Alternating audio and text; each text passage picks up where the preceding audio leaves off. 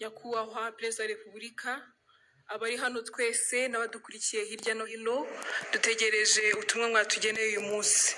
Umwanya ni uwanyu.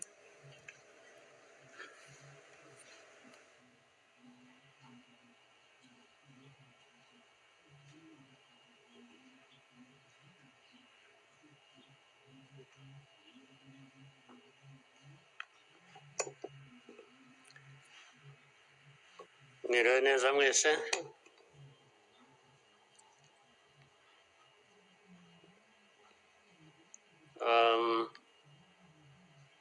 Kugira ngo biroroshye wenda kugira aho mpera,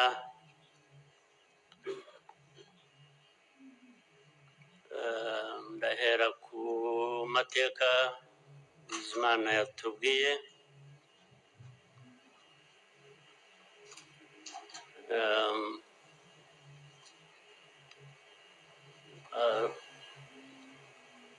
Arambuye afite ibimenyetso ashingiyeho, ariko ndagira ngo mbanze nshimire mwese abari hano mwaje kwifatanya n'igihugu n'abanyarwanda, cyane cyane mwebwe abaturuka hanze mu bindi bihugu cyangwa abihagarariye hano mu gihugu cyacu.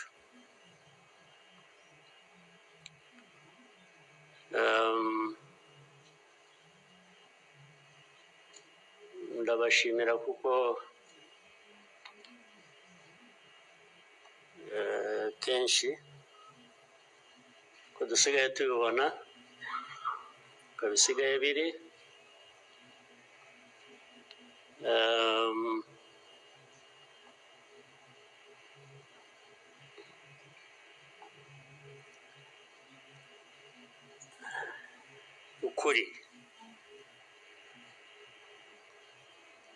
ukuri ntabwo kukigenderwaho,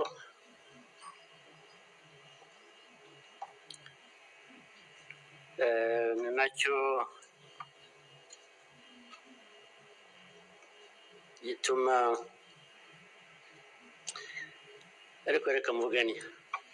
Hari umuntu w'inshuti yanjye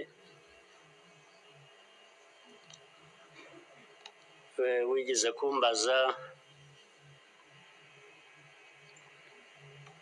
ati ariko wowe nk'umuntu ubaho ute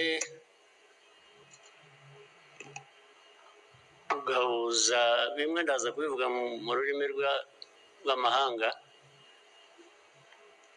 Arambaza tubaho ute ugahuza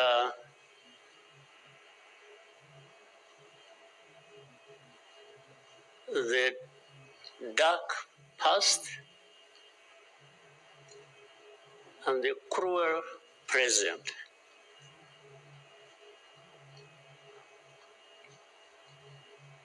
But how do you manage that?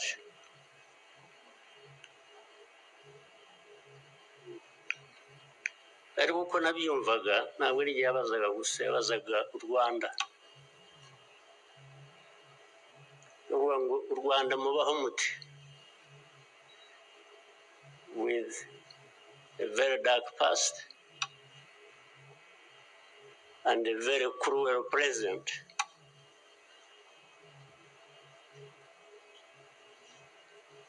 Icyo namushubije nuko from the beginning we were under an illusion that the two were siblings and we had to deal with them as such.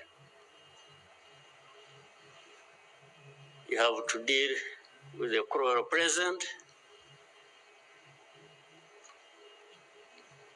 knowing that it is very, very much related to the dark past. They are inseparable. So for us, we have a choice to make.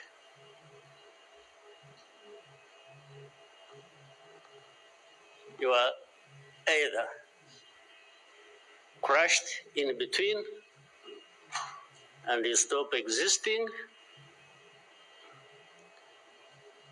or you stand up and fight.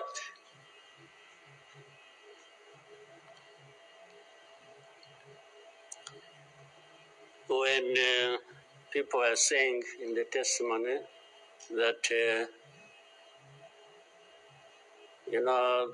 the hope they have and that what happened here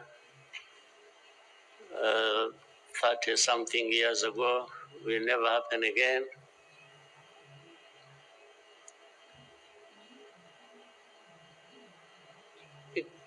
It won't be because of those who were responsible for that dark past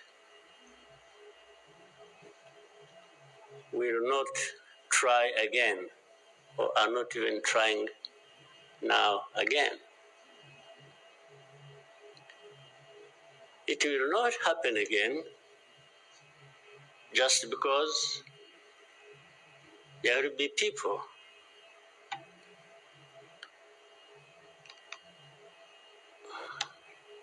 who will stand up and fight.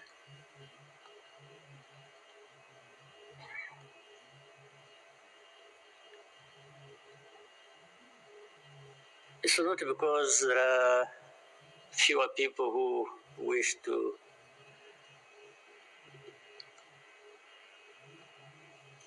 perish or who would have wished us all to disappear, this country to disappear.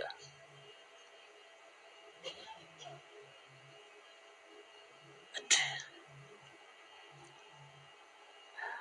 how can people accept that? How can people not stand up and fight? Because anyway, well, there is a risk you may die when you stand up to fight. But if you don't, it's a sure thing you are going to die. So why don't I try the former? Why don't I try to stand up and fight with the chance that you might survive and live on your life as you want it, instead of giving up and you let people treat you as if for you to live, it's a favor that they are going to do for you. Why?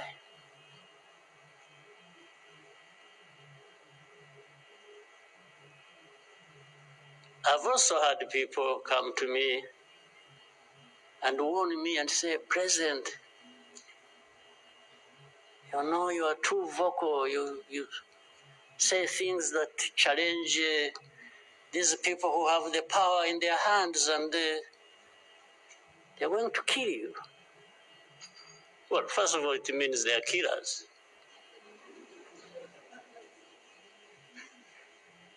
But my answer to them is, you know what? If I were to be there to just accept these things to happen, I don't think I would count myself as living anyway. It's like I would already be dead. To live a life of lies, of pretense,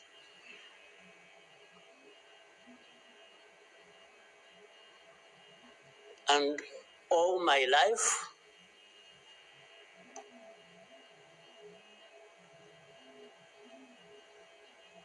to somebody else, I would be dead anyway. So why don't I die fighting?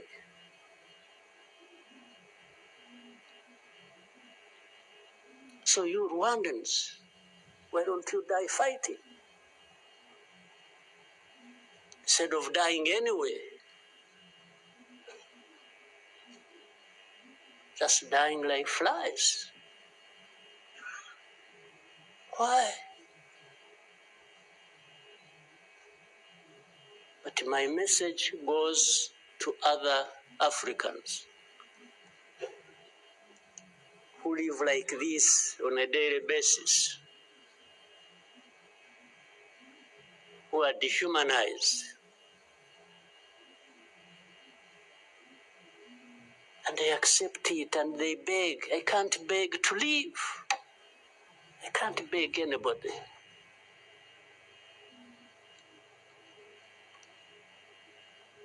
We will fight. If I lose, I lose. But there is a chance. There is a chance, a significant chance, that if you stand up and fight, you will live.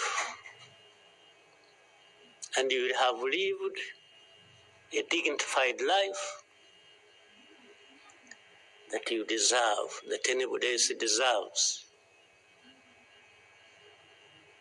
So these people who are there to the UN, they are there to these Western capitals, they are everywhere, they are just saying, this small country, this Rwanda.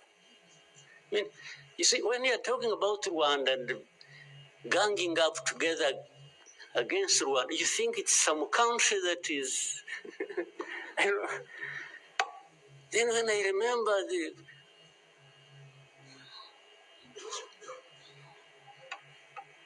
the facts about it, I just imagine the world has gone amok.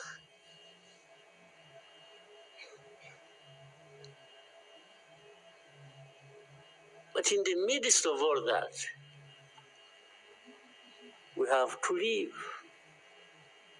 We have to live our lives, we have to fight for that, we have to live the way we want. And I tell anybody to his face to go to hell.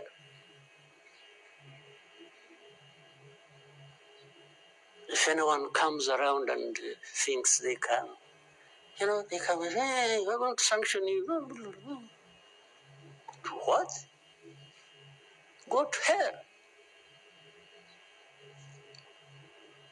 Just go to hell.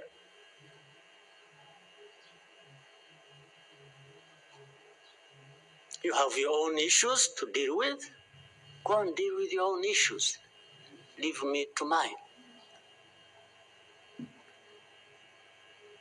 This is the spirit I think Rwandans must have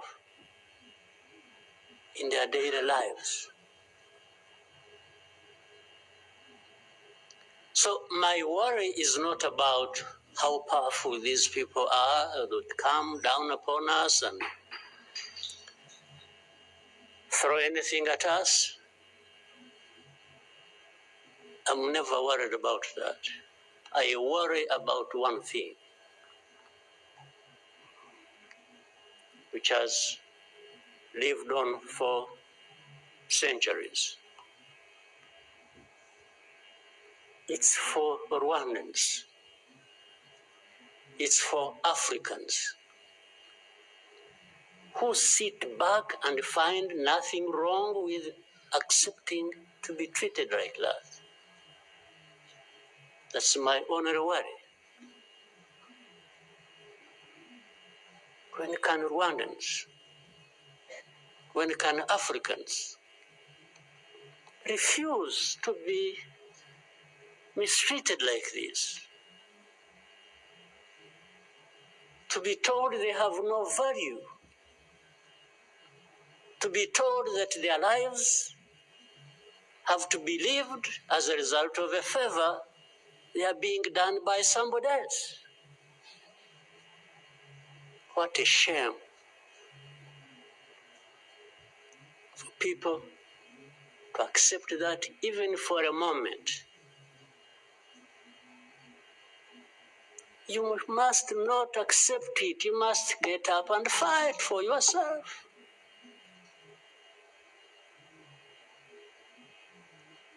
And then you have fools leading countries and being used as puppets.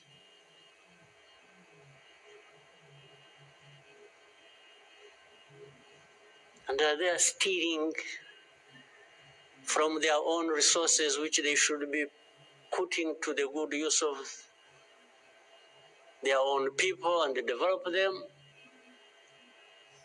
They just put everything to their own use, find billionaires in a sea of poverty, millions of people going hungry, and their leaders, billionaires, money that has been stolen from the resources of these people, and these are the ones received in Western capitals and praised, and when, Rwanda is being crucified literally at the UN and everywhere, these are the ones who show up and everybody is doing their bidding.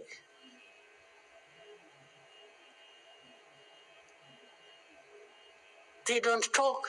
These ones don't even say a thing. There is somebody to say it for them.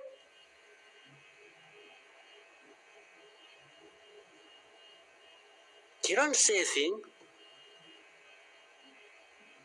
Even in meetings where solutions are being thought about and crafted and so on, they are absent because somebody else is there. They address when their name comes up, they say, no, no, no. You see, I see it on a daily basis. Somebody has agents, orders them, pays them to go everywhere preaching hate speech, killing people in broad daylight, setting fire on these people, burning in broad daylight. And when it comes up for discussion, they say, no, no, no, no, it's not this one. No, no, no, no. You see some other people, we look for them. But the person keeps coming up. They say, no, no, no, I will take the war to Kigali, I'll remove the government, these Tutsis, we are tired of them, like we were tired of them 31 years ago. Here. And it's okay. These wonderful people, these powerful people who tell us what to do and what not to do, they are okay with that. They are fine with that.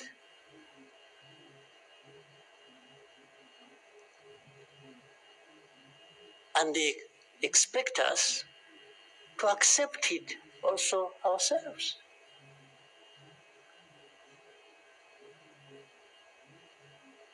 In broad daylight.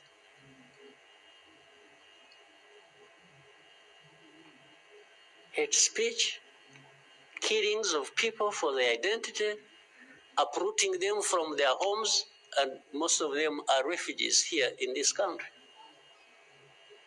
We have 125,000 people as refugees who have been living in camps, uprooted from their homes in eastern Congo. And then these powerful, good people come here and pick 1, 2, 3, another day 5, if there are many, to go and settle them in those beautiful countries of theirs. And they leave the majority here. And they expect us to be thankful that that's a huge gesture of generosity. First of all, they take them knowing that these are actually refugees from the neighboring country. They don't take them as Rwandans. They take them as refugees from Congo. Only that they are taking very few. They are not, I wish they could take all of them. Those who wish to go and resettle them. So the rest becomes my problem. So what they have to do is cleanse Eastern Congo of all these people, bring them to Rwanda, take to your countries those you want, few, very few, not even 0.1%, and the rest should remain Rwanda's problem.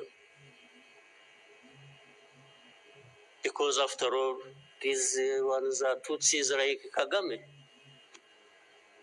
That's a simple conclusion. But ask yourselves, how did these people end up being across the border of Rwanda? Was it really done by Kagame? Was it done by Rwanda?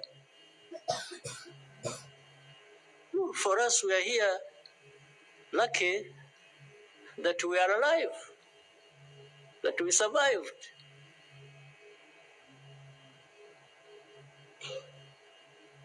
So,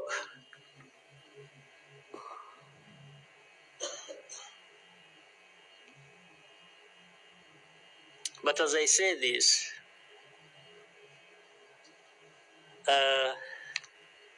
even for my sanity and the country's sanity, we have sometimes to just try to do things differently. Meaning, if you want to be helpful, if you want us to be partners, we are happy to play our part, and you can be sure you will find a reliable partner in us, irrespective of what we think about you.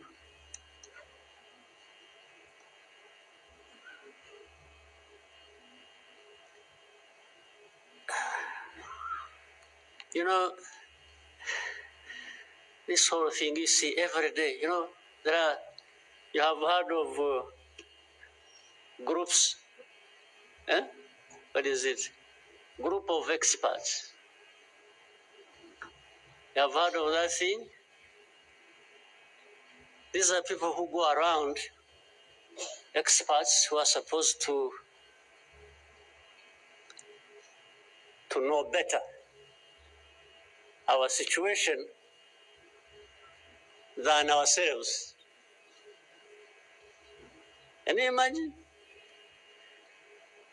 And the ones who lead those groups are the very people connected with this history I'm talking about, or that Bizimana was talking about. Can you imagine the cynicism?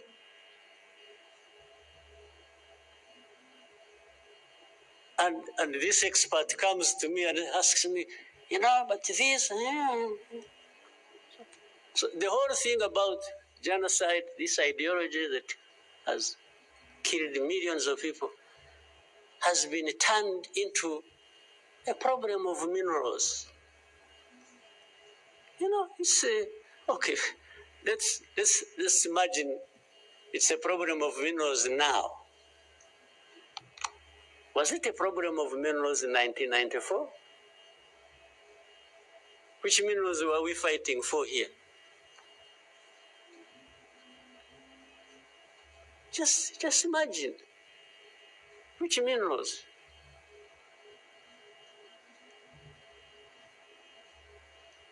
Second, if it were to be minerals, how many are actually fighting for these minerals in those places, assuming you found evidence about Rwanda being implicated in what's happening in Congo for minerals in Eastern Congo? Are you really saying it is just Rwanda? Why don't you be brave enough to say Rwanda is invading our territory we have created for ourselves and is encroaching on the minerals we are also encroaching on in Eastern Congo? Why don't you be brave enough to admit that? At least to say that.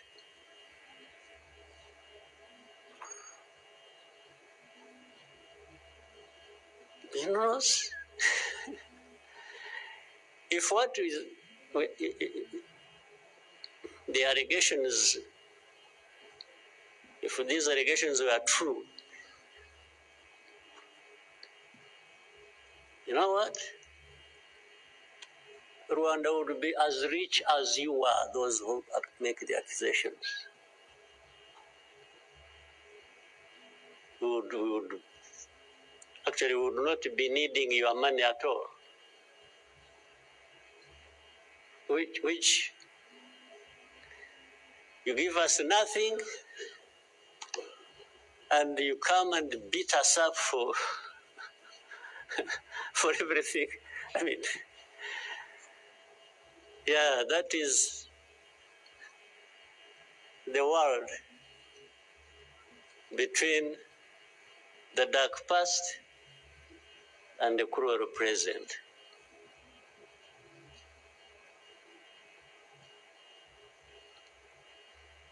But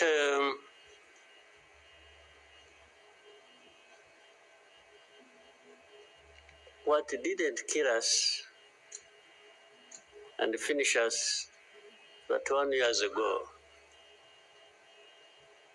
has hardened us, has prepared us for the bad things that will always come anytime these people want and wish